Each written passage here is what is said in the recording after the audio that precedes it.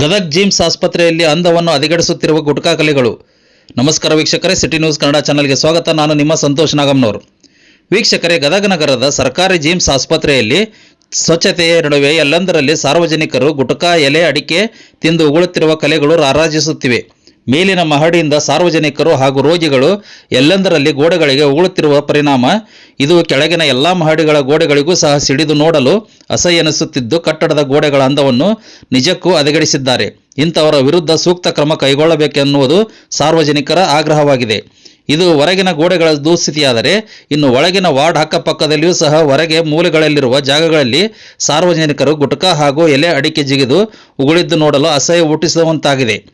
ಇಲ್ಲಿ ಇಷ್ಟೆಲ್ಲ ಅವಾಂತರ ಇದ್ದರೂ ಸಹ ಇಲ್ಲಿನ ಸೆಕ್ಯೂರಿಟಿ ಗಾರ್ಡ್ಗಳು ಏನು ಮಾಡುತ್ತಿದ್ದಾರೆ ಎಂದು ಸಾರ್ವಜನಿಕರು ಪ್ರಶ್ನಿಸುವ ಮೂಲಕ ತೀವ್ರ ಆಕ್ರೋಶ ವ್ಯಕ್ತಪಡಿಸುತ್ತಿದ್ದು, ಇಲ್ಲಿನ ಗಲೀಜು ವಾತಾವರಣದಿಂದ ಬೇಸತ್ತು ಆಡಳಿತಾಧಿಕಾರಿಗಳಿಗೆ ಹಿಡಿಶಾಪ ಹಾಕುತ್ತಿದ್ದಾರೆ. ಕಣ್ಮುಚ್ಚಿ ಕುಳಿತಿರುವ ಜಿಮ್ಸ್ ನಿರ್ದೇಶಕರು ಹಾಗೂ ಆಡಳಿತ ವರ್ಗ ಈಗಲಾದರೂ ಸಹ ಎಚ್ಚೆತ್ತುಕೊಳ್ಳುವ ಮೂಲಕ ಗುಟ್ಕಾ ಹಾಗೂ ಎಲೆ ಅಡಿಕೆ ತಿಂದು ಎಲ್ಲೆಂದರಲ್ಲಿ ಉಗುಳುವವರ ವಿರುದ್ಧ ಸೂಕ್ತ ಕ್ರಮ ಕೈಗೊಳ್ಳುವ ಕ್ರಮ ತೆಗೆದುಕೊಳ್ಳಬೇಕು ಹಾಗೂ ದಂಡ ವಿಧಿಸಬೇಕಾಗಿದೆ ಎಂದು ಈ ಸಂದರ್ಭದಲ್ಲಿ ಹೇಳಿದರು.